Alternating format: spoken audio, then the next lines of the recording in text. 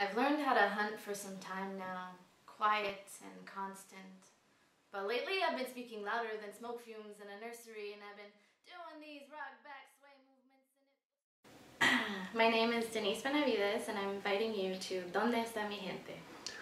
What do you think is your biggest struggle as an artist, in your work or as being an artist?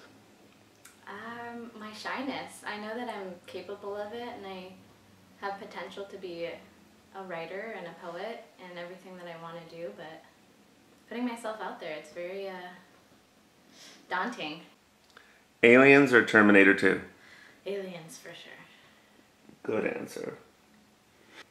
What writer should we be reading right now? God, so many. Rachel McKibbins. She's close to my heart right now. Lydia Yuknovich, over and over and over again. Favorite junk food? Oh, In-N-Out animal style fries. How do you get in the mood when you write? Do you have any rituals, favorite writing blanket, superstitions? Yeah, all of the above, really. The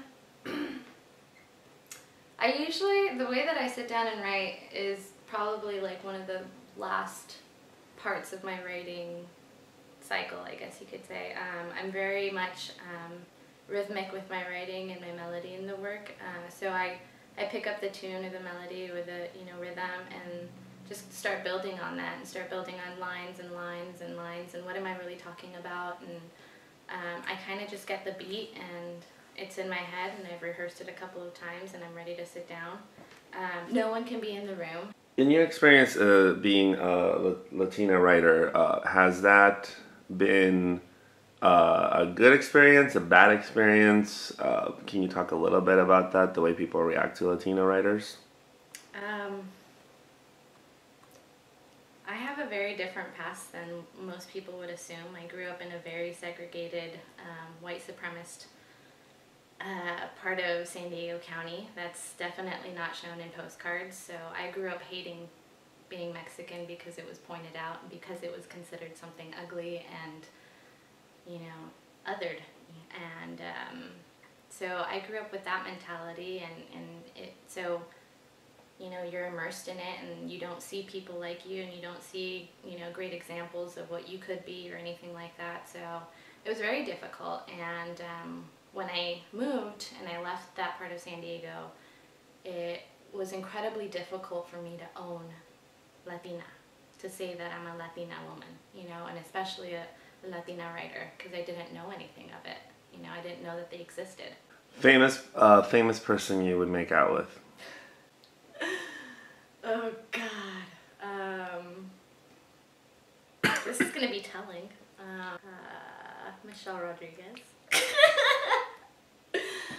Yes. Oh yes. I remember knocking on the busted-ass door of a single wide as a kid and his Uncle Bill getting up from his lazy boy and Bud Light slurring something nasty under his breath as he opened the screen. One time he even threw an empty bottle of Jim Beam at the door and told me to go home. Something about these dirty fucking kids taking over my block.